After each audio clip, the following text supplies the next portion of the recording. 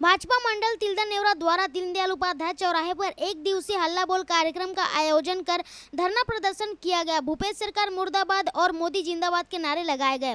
नगर पालिका उपाध्यक्ष विकास सुखवानी ने कहा कि छत्तीसगढ़ में भूपेश बघेल की कांग्रेस सरकार से धान खरीदी के वादे खिलाफ को लेकर किसानों का आक्रोश अपने चरम सीमा पर है।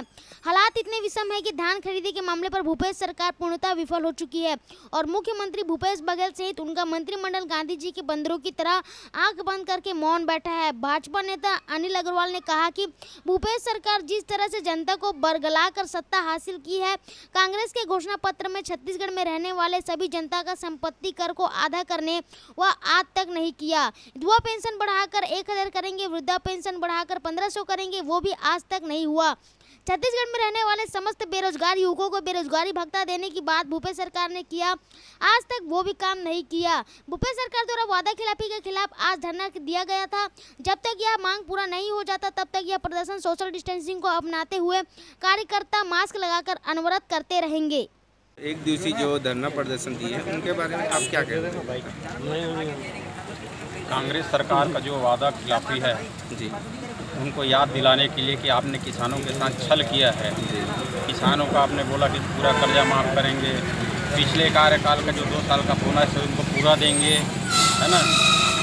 और इस तरह से किसानों के साथ छल किया है और उनको बोनस अभी तक से नहीं दिया रहा है। इनका तो आधा कार्यकाल निकल गया, आधा कार्यकाल बाकी है, तो ये कैसे देगा? ना पिछला दिया है ना अभी का नहीं दे पा रहा है। इसी मुद्दे को लेकर के और धान खरीदी को 1 नवंबर से शुरू किया जाए, प्रति एकड़ 20 कुंटल लिया जाए, क्योंकि केंद्र सरकार ने इस दिवसीय जो धरना प्रदर्शन हुई है उनके बारे में आपका क्या कहना है? किसानों की मांगों को लेकर भारतीय जनता पार्टी पूरे प्रदेश में सभी ब्लॉक मुख्यालयों में प्रदर्शन कर रही है। हमारी प्रमुख मांगें हैं कि जल्द से जल्द 1 नवंबर से धान खरीदी शुरू किया जाए, 20 क्विंटल प्रति एकड़ धान की खरीदी हो और जो सरकार के खिलाफ एक किस्त की लड़ाई लड़े हैं। किसानों की पुरानी किस्त भी बकाया बची हुई है, 2 किस्त बाकी बची हुई है। उसके अलावा फिर 1 नवंबर के बाद भी हम डेट बढ़ाने की सोच रहे हैं। किसान का धान 1 नवंबर के बाद देंगे। आज हमने धरना प्रदर्शन किया है कि 1 नवंबर तो किसान की खरीदी पूरे धान की जाए और एक मुश्त में उनको पैसा दिया जाए और पिछला जो बकाया बचा हुआ है उसको भी एक साथ दिया जाए। एक कांग्रेस सरकार जो बड़ी बड़ी बातें करके घोषणा करती है कि घोषणा पत्र में कि बिजली की कटौती, बिजली बिल माफ़ करेंगे तो वहाँ कटौती कर देती है। दिन में 2 घंटा 3 घंटा बिजली गोल। किसानों को बोलती है कि बोनस देंगे, बोनस देती है तो इंस्टॉलमेंट में देती है। क्या किसान उनको फाइनेंस किया है क्या? भाटापारा में नयापारा वार्ड में आज पार्षद प्रतिनिधि रानी राजेंद्र वर्मा के द्वारा नयापारा वार्ड के घरों में जाकर मास्क बांटा गया है। साथ ही वार्ड के सभी माताओं और बहनों से कोरोना की नियमों के पालन करने का आग्रह किया गया और घर से जब भी बाहर निकले तो मास्क लगाकर निकले। निवेदन किया गया और सर्दी खांसी या कोरोना की जो भी लक्षण अगर होता है तो तुरंत कोरोना चेकअप कराने का भी निवेदन किया गया। वहीं मास्क के वितरण में राहुल वर्मा, सरुण लक्की भी उपस्थित थे। आत्महत्या नहीं, आशीष की हत्या की गई। पीड़ित पिता को मुख्यमंत्री से न्याय की उम्मीद। तिल्दा नेवरा में विगत 3 माह पूर्व टंडवा निवासी आशीष ढहरिया की मौत से जुड़े मामले पर मृतक के पिता सुरेश कुमार ढहरिया ने तिल्दा नेवरा में एक प्रेस वार्ता कर पुलिस जांच में लापरवाही बरतने का आरोप लगाते हुए कहा कि मेरे पुत्र मृतक आशीष कुमार ढहरिया उम्र 20 वर्ष का माढ़र समीप ग्राम छपोरा निवासी मराठी लड़की के साथ प्रेम प्रसंग चल रहा था। इसकी जानकारी दोनों परिजनों को थी और वे आर्य समाज मंदिर रायपुर में विवाह करना तय हुआ था, किंतु अचानक लड़की के द्वारा परीक्षा पश्चात शादी करने की बात कही गई। इसी दौरान लड़की अपने रिश्तेदार के यहाँ छत्तीसगढ़ से बाहर चली गई। तत्पश्चात लॉकडाउन लगने की वजह से लड़की लंबे समय तक गांव से बाहर रही। इस बीच मृतक को लड़की के परिजनों द्वारा फोन में जान से मारने की धमकी दी गई, जिससे मृतक काफी भयभीत था। उस वक्त बात की रिकॉर्डिंग मृतक अपने मोबाइल पर रखा हुआ था।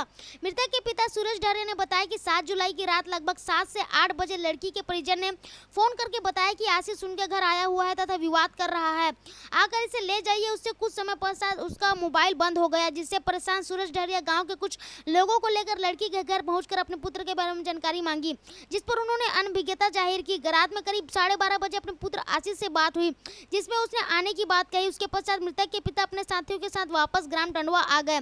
8 जुलाई की सुबह 7 बजे विधानसभा थाने से फोन कर सूचना मिली कि आपकी मोटरसाइकिल पर्सल CG04CW 8170 मांडर के समीप ग्राम छपोरा में लावारिस हालत में पड़ी है, आकर ले जाइए। आशीष के संबंध पूछ जाने पर कोई जवाब नहीं दिया गया। इसमें यह बताना आवश्यक होगा कि विधानसभा थाने वालों को मेरा फ़ोन नंबर कैसे मिला, क्योंकि गाड़ी आशीष के पास थी तथा वह किसी दूसरे नाम रजिस्टर्ड थी, जिससे मुझे शंका हुई और मैंने छपोरा निवासी अपने रिश्तेदार आशीष के बारे में पूछा। तब उन्होंने गाँव में हुई घटना के बारे में बताया कि 20 से 22 वर्ष का लड़का जीन्स पैंट व शर्ट पहना हुआ था, छपोरा तालाब के पास झोपड़ी नुमा होटल में फंदे पर लटकता हुआ मिला। तब मैं कुछ ग्रामीण व सरपंच के साथ छपोरा पहुंचा, जहां पता चला कि विधानसभा पुलिस द्वारा उक्त युवक के शव को पोस्टमार्टम के लिए धरसींवा हॉस्पिटल ले गए। हम तुरंत ही धरसींवा थाने पहुंचे, जहां पर पुनः लाश का पंचनामा करवाया गया, जिसमें मृतक के बाएं हाथ की हड्डी टूटी नजर आ रही थी तथा दाहिना हाथ व पीठ तथा कमर के हिस्से पर चोट के निशान स्पष्ट रूप से दिखाई दे रहे थे।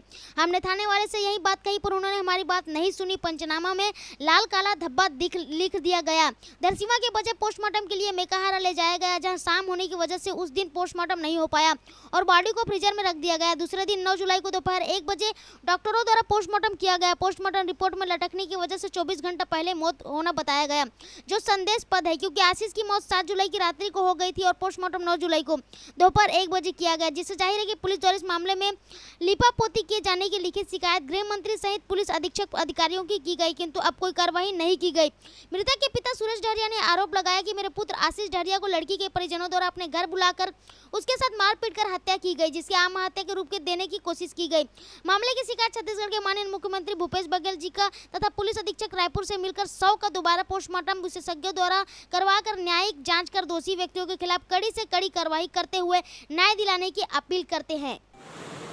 आप अपने बेटे की हत्या के बारे में जो बोल रहे हैं कि उसको आत्महत्या नहीं, उसको हत्या करके टांग दिया गया है, लटका दिया गया है, उस पर आपकी क्या कहना है?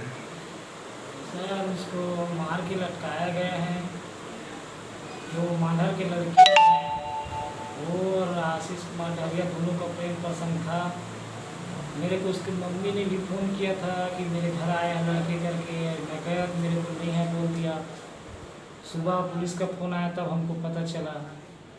मेरे लड़के को बारे में कुछ नहीं है बोल दिया पुलिस। फिर वहाँ परिजन के